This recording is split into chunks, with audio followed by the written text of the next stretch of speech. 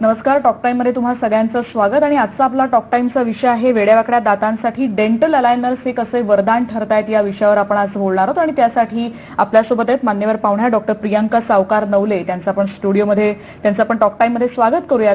Thank you so much. त्या पुण्यातल्या प्रसिद्ध ऑर्थोडॉन्टिस्ट आणि स्माईल स्पेशलिस्ट म्हणून देखील नावाजलेले आहेत. त्यांनी महाराष्ट्र हेल्थ युनिव्हर्सिटीतून बीडीएससी पदवी डिस्टिंक्शन मधून 2006 साली घेतली.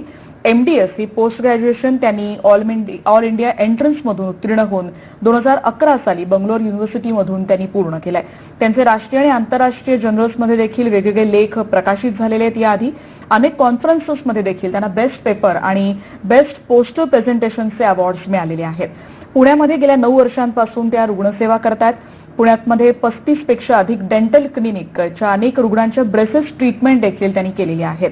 गेल्या 9 वर्षांपासून त्या विद्यार्थ्यांसाठी ज्ञानार्जनाचं देखील काम करतात. सध्या त्या यशवंतराव चव्हाण डेंटल कॉलेजमध्ये प्राध्यापिका आहेत. 2018 साली पीएचडी एंट्रन्समध्ये त्यांनी फर्स्ट रँक मिळवलेला आहे. 2017, 2018 आणि 2019 या 3 वर्षात त्यांना ऑर्थोडॉन्टिस्ट ऑफ द इयर, त्याचबरोबर outstanding dentist of the year आणि heroic dentist of the year APJ Abdul Kalam national awards देखील मिळालेले आहेत.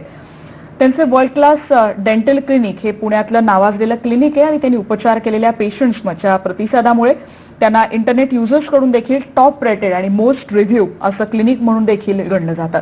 त्यांच्या क्लिनिकमध्ये लेगुल ब्रेसेस, त्याचबरोबर इनव्हिजिबल ब्रेसेस आणि डेंटल इम्प्लांट अशा आधुनिक उपचार पद्धती देखील त्यांच्या क्लिनिकमध्ये केल्या जातात. वर्ल्ड क्लास डेंटल क्लिनिकमध्ये डॉक्टर प्रियांका नेहमीच उपलब्ध असतात आणि सामान्यांपासून अगदी सेलिब्रिटींपर्यंत अनेकांनी तिथे त्यांच्यावर त्यांनी उपचार केलेले आहेत. डॉक्टर प्रियांका यांनी परफेक्ट स्माईल डिलिव्हर त्यांच्यासाठी केलंय. डेंटल टुरिझमद्वारे त्यांनी अनेक परदेशी त्याचबरोबर एनआरआय पेशंट्सची ट्रीटमेंट अल्पावधी काळात पूर्ण केलेली आहे. त्याचबरोबर स्माईल फॉर ऑल हा त्यांचा मोटो आणि जास्तीत जास्त लोकांपर्यंत हे पोहोचावं यासाठी त्या कायमच प्रयत्नशील असतात. त्यांची धडपड निश्चितच सुरू असते. त्यांच्या यशस्वी वाटचालीत त्यांच्या क्लिनिकच्या टीम मेंबर्सचा देखील खूप मोठा वाटा आहे. आणि best clinical team, best dental clinic आणि best braces clinic of Maharashtra असे अनेक पुरस्कार या वर्ल्ड क्लास डेंटल क्लिनिकला आतापर्यंत प्राप्त झालेले आहेत. त्यांच्या क्लिनिकला 10 पेक्षा जास्त बीडीएस आणि एमडीएस डॉक्टर्स अविरत कार्य करत असतात. त्यांचे स्वतःचे डायग्नोसिस सेंटर देखील क्लिनिकमध्येच आहे आणि त्याच्यामुळे अॅक्युरेट डायग्नोसिस आणि ट्रीटमेंट प्लॅनिंग करणं त्यांच्यासाठी त्यामुळे सहजच शक्य होतं. आणि याचमुळे आपण डॉक्टर प्रियांका यांच्याशी आता संवाद साधणार आहोत. सुरुवातीला डॉक्टर प्रियांका, तुमच्यासाठी प्रश्न हाच आहे की तुमच्या दंतवैद्यक शास्त्रातल्या आजपर्यंतच्या प्रवासाबद्दल थोडक्यात तुम्हाला काय काय सांगायचं आहे? माझ्या दंतवैद्यक शास्त्रातील प्रवासाबद्दल सांगायचं झालं तर डेंटिस्ट्रीमध्ये जेव्हा मी ऍडमिशन घेतलं त्यानंतर काहीच दिवसात मला हे रिअलाइज झालं होतं की हे जास्त करून आर्ट आहे सायन्सपेक्षा. सायन्सचा पार्ट पण खूप महत्वाचा आहे, पण आर्ट काहीतरी रिस्ट्रक्चर करणं, काहीतरी क्रिएट करणं आणि त्यात सगळ्यात महत्वाचा एलिमेंट मला जाणून आला फायनल इयरला जेव्हा मी गेली की स्माईल हा आहे. डेंटिस्ट्री आम्ही सगळेजण जे काम करत असतो ते स्माईलच्या अराउंड रिव्हॉल्व होतं. तेव्हाच मला मनात म्हणजे बऱ्यापैकी माझं व्हिजन क्लिअर व्हायला लागलं होतं की आताच्या पुढच्या ज्या पण माझी वाटचाल असेल तर हे स्माईल लोकांना, जास्तीत जास्त लोकांना डिलिव्हर करण्यासाठी मी प्रयत्नशील राहील. त्यानंतर मी माझी एंट्रन्स टेस्टची तयारी केली आणि लकीली ऑल इंडिया थ्रू मला जे फील्ड हवं होतं ते मिळालं आणि मग मी ऑर्थोडॉन्टिक्स ह्या शास्त्रात पदव्युत्तर शिक्षण प्राप्त केलं.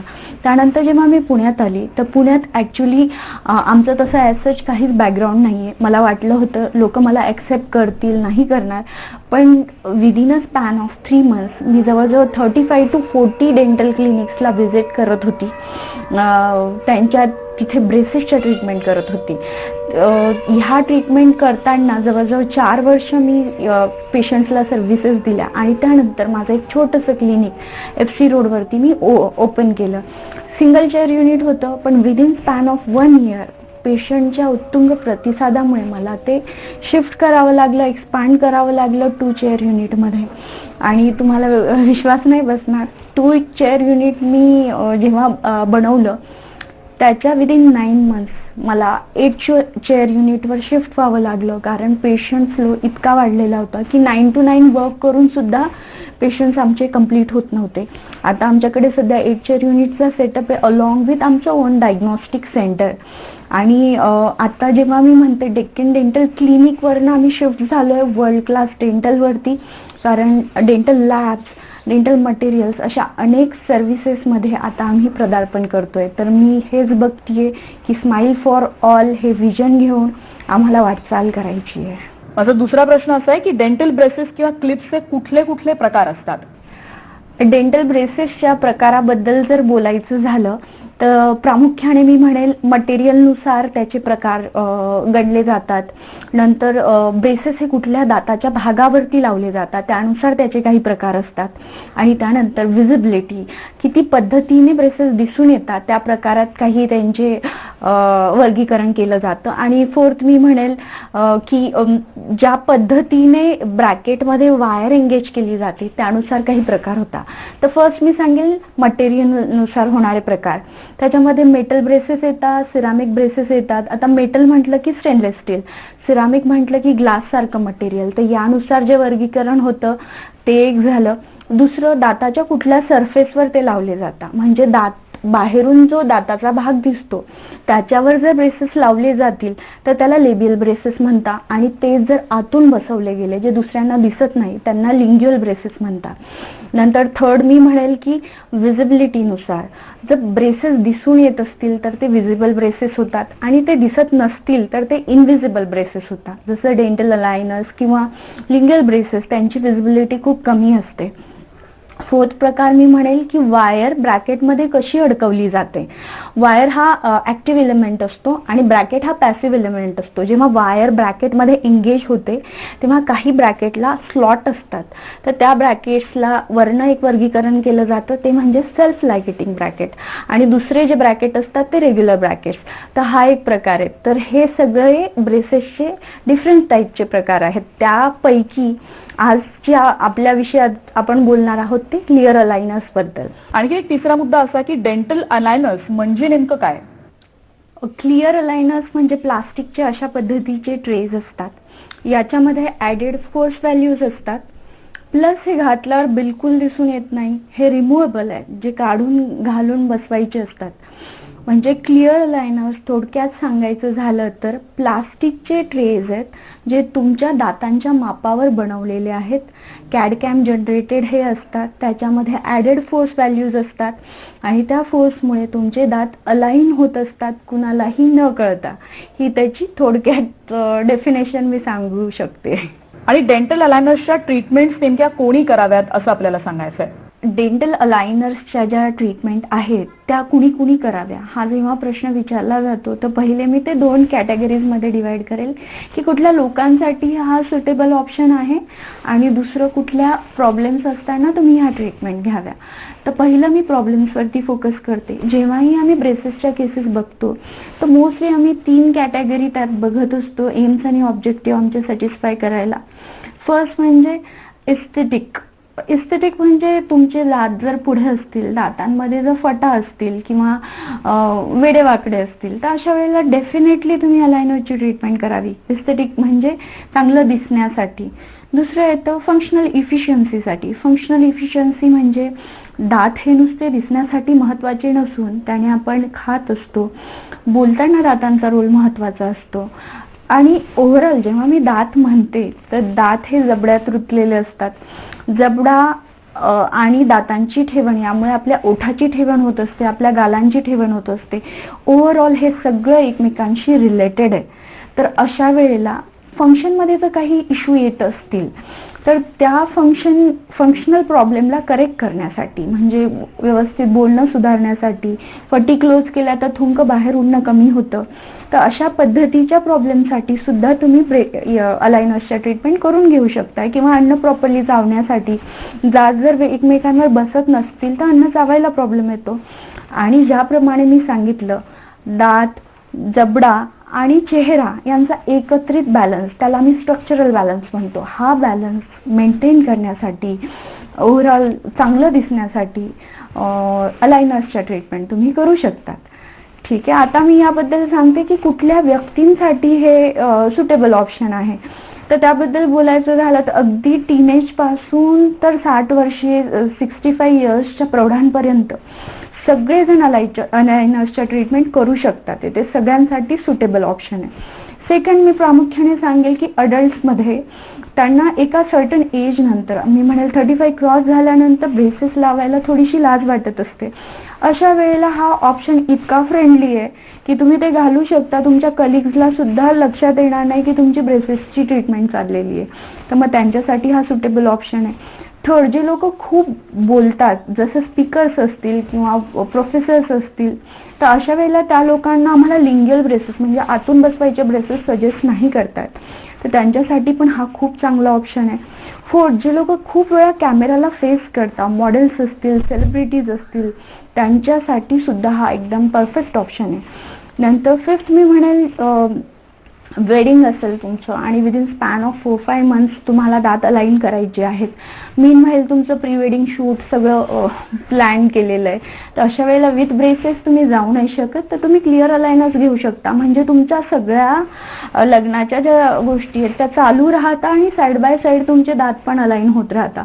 तर ह्या लोकांसाठी पण एकदम तो अल्टिमेट ऑप्शन आहे. तर एवढे सगळे लोक किंवा टीनेजर्स म्हणेल की जे नुकतेच तारुण्यात पदार्पण करताय आणि त्यांना हवंय की नको माझे ते ब्रेसेस दिसायला, ते लोक पण ह्याचा ट्रीटमेंटचा ऑप्शनचा नक्की विचार करू शकतात. तर या सगळ्यांसाठी अलायनर्सचं ऑप्शन खूप जास्त सुटेबल आहे. डेंटल अलायनर्स आणि रेग्युलर ब्रेसेस किंवा क्लिप्स मध्ये नक्की कोणते फरक आहेत याच्याबद्दल तुम्ही काय सांगू शकाल? आणि त्यालाच लागून आणखी एक प्रश्न की डेंटल अलायनर्सचे फायदे तुम्ही थोडक्यात काय सांगाल? क्लिअर अलाइनर्स आणि रेग्युलर ब्रेसेस यांच्यामध्ये जर बेसिक डिफरन्स सांगायचा झाला तर सगळ्यात प्रामुख्याने किंवा महत्वाचा डिफरन्स म्हणजे विजिबिलिटीचा आहे. क्लिअर अलाइनर्सने जेव्हा आम्ही पेशंटच्या ट्रीटमेंट करतो, ऑलमोस्ट विजिबिलिटी खूपच कमी असते, म्हणजे नाही दिसून येत. त्यांच्या जवळच्या लोकांना सुद्धा माहिती नसतं की यांची ब्रेसेसची ट्रीटमेंट चालू आहे. मेटल ब्रेसेस किंवा सिरामिक ब्रेसेस लावल्यानंतर लगेच दुसऱ्यांना कळत असतं की ह्या पेशंटची ब्रेसेसची ट्रीटमेंट चालू आहे. तर फर्स्ट मी म्हणेल विजिबिलिटी. सेकंड, मी म्हणेल हे रिमुव्हेबल असतात. रेग्युलर ब्रेसेस जे असतात ते दातांवर फिक्स केलेले असतात, जे तुमची पूर्ण ट्रीटमेंट कंप्लीट झाली त्यानंतरच आम्ही काढतो. तसं रिमुव्हेबल ब्रेसेसचं नसतं किंवा अलायनर्सचं नसतं. ते तुम्ही काढू शकता, घालू शकतात. थर्ड डिफरन्स सांगेल की ते काढता आणि घालता येता, म्हणून बाय डिफॉल्ट तुमचं ओरल हायजीन खूप छान राहतं. विथ ब्रेसेस नाही म्हटले तरी थोडे ओरल हायजीनचे प्रॉब्लेम्स येतात. ब्रशिंग व्यवस्थित नाही करतायत, दात व्यवस्थित क्लीन नाही ठेवतायत. फोर्थ डिफरन्स असतो की हे तुम्हाला काढता येत असल्यामुळे तुमच्या खाण्यावर काहीच रेस्ट्रिक्शन नसतं. तुम्ही हार्ड फूड खाऊ शकता, स्टिकी फूड खाऊ शकता, क्रंची फूड खाऊ शकता, जे विथ ब्रेसेस पेशंटला खाता येणं शक्य नसतं. पाचवं महत्वाचं मी सांगेल की आउटकम जे असतात विथ क्लिअर अलाइनर्स हे प्रेडिक्टेबल असतात. प्रेडिक्टेबल जेव्हा मी म्हणते तेव्हा कसं असतं की अलाइनर्सची केस आम्ही जेव्हा सुरू करतो तेव्हाच आमच्याकडे व्हिडिओज असतात की ही तुमची फर्स्ट स्टेज आहे, सेकंड स्टेजला असे होतील, थर्ड स्टेजला आणि फायनल स्टेजला पेशंटचे दात असे अलाइन झालेले असतील आणि ते तसेच अलाइन होतात. त्यामुळे तुम्हाला माहिती असतं एक्झॅक्टली की तुमचे दात कुठल्या पोझिशनला जाणार आहे आणि तुमचं स्माईल कसं होणार आहे. जेव्हा आम्ही रेग्युलर ब्रेसेसने ट्रीटमेंट करतो तर हे एवढं एक्झॅक्टली प्रेडिक्ट करणं पॉसिबल नसतं. तर हा एक महत्वाचा डिफरन्स झाला. आणि सहावा एक महत्वाचा डिफरन्स जो आम्हाला खूप जाणवतो, जसं आमच्याकडे येणारे मॅक्झिमम पेशंट हे बाहेर गावचे पण असतात, अशा वेळेला रेग्युलर ब्रेसेसच्या जेव्हा आम्ही अपॉइंटमेंट्स देतो त्यांना, ते within span of 3 to 4 weeks असतात.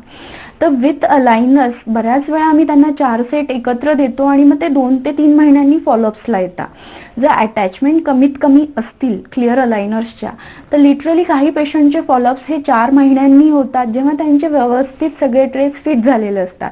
त्यामुळे कमीत कमी अपॉइंटमेंटमध्ये एकदम सुखावह पद्धतीने आणि कुणालाही न कळता ह्या क्लिअर अलाइनर्सद्वारे तुमची ट्रीटमेंट होत असते. हा सगळ्यात महत्वाचा फायदा आहे.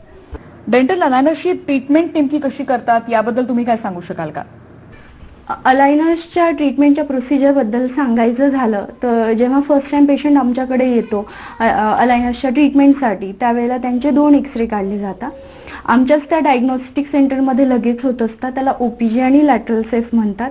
पेशंटचं वरचं आणि खालचं मॉडेल घेतलं जातं आणि पेशंटचे इंट्राओरल आणि एक्स्ट्राओरल फोटोज घेतले जातात. याच वेळेला आम्ही इंट्राओरल स्कॅनरने त्यांचे दात सगळे स्कॅन करत असतो आणि हे सगळे रेकॉर्ड्स अलायनर कंपनीकडे फॉरवर्ड होतात. Within a span of 2 days आम्हाला पेशंटला एक्झॅक्टली किती नंबर ऑफ अलायनर्स लागणार आहे, किती महिन्यात त्यांची ट्रीटमेंट कंप्लीट होणार आहे, प्लस त्यांचे दात कुठल्या पोझिशनला जाणार आहे याचं एक 3D मॉडेल आणि ट्रीटमेंट होतानाचे चेंजेस होतानाचे व्हिडिओज आमच्याकडे येतात आणि तेच व्हिडिओज आम्ही पेशंटला एक्सप्लेन करतो. जेव्हा पेशंट म्हणतात की ठीक आहे आम्हाला हे ट्रीटमेंट करून घ्यायची आहे, लगेचच त्या अलायनर्सची ऑर्डर प्लेस केली जाते आणि within a span of me म्हणेल 10-15 days अलायनर्स आमच्या हातात आलेले असतात. अशा वेळेला जर पेशंटला पूर्ण वेळ आमच्याकडनं अलायनरच्या ट्रीटमेंट करायच्या असतील तर एव्हरी 15 days आम्ही त्यांना फॉलोअपला बोलवतो. ज्या वेळेला नंबर वाईज अलायनरचे ट्रे चेंज केले जातात. 1 नंबरचा असेल तर मग 2 नंबरवर शिफ्ट होतो, 2चा असेल तर 3 वर. आणि जे पेशंट दुसऱ्या गावी राहत असतात त्यांना आम्ही एक्स्ट्रा सेट प्रोव्हाइड करत असतो, जेणेकरून ते सेट्स त्यांच्या घरी घालू शकतात ज्यांना फ्रिक्वेंट व्हिजिट क्लिनिकला करणं शक्य नसेल. तर ही खूपच सोपी प्रोसिजर आहे. Hi, I'm Akanksha. Like everyone with crooked and overcrowded teeth, I was very conscious about my smile up until last May when I met Priyanka ma'am, and I came across this amazing option of invisible aligners by Dent Care, and I started my treatment in around June. It's February right now, and my upper set of teeth is completely aligned, and I'm so happy with the results. Ma'am was very helpful with all of the stuff. She made the treatment very comfortable and easy and convenient. It was almost pain-free and like I feel confident smiling now. आणि अगदी शेवटी म्हणजे कार्यक्रमाच्या talk टाइमच्या शेवटी आम्हाला एकच विचारायचंय की तुम्हाला डॉक्टर म्हणून प्रेक्षकांना नेमका काय सल्ला द्यायला आवडेल? प्रेक्षकांना सांगायचं झालं तर मी एकच सांगेल की अलायनर सारख्या ॲडव्हान्स टेक्नॉलॉजीमुळे आजकाल कुठल्याही वयोगटातील पेशंट्सला त्यांचं ड्रीम स्माईल अचीव करणं सहज शक्य झालेलं आहे. ना याचा त्रास होतो, ना दात दुखतात, ना त्याच्यामध्ये घाण अडकते. म्हणजे ओरल हायजीन मेंटेन करणं इतकं इझी झालेलं आहे. आउटकम्स त्याचे प्रेडिक्टेबल आहे आणि हे अगदी 65 इयर्सच्या पेशंटपर्यंत सुद्धा करता येणं सहज शक्य आहे जर त्यांची बोनची कंडिशन वगैरे सगळी व्यवस्थित असेल तर. त्यामुळे ह्या असल्या ॲडव्हान्स टेक्नॉलॉजीचा मॅक्झिमम पेशंटनी फायदा घ्यावा आणि त्यांचे दात सुंदरपणे अलाइन करून आयुष्य हे सुंदरपणे हसत जगावं हीच माझी इच्छा आहे. Thank you so much. धन्यवाद डॉक्टर प्रियांका, तुम्ही टॉक टाइम मध्ये सहभागी झालात आणि एवढं अनमोल असं मार्गदर्शन तुम्ही केलं.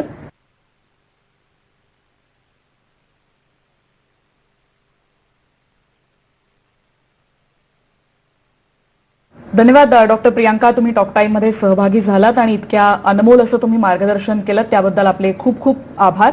आणि यानंतर आपण या कार्यक्रमात इथेच थांबतो आहोत. पहा फक्त टॉक टाइम.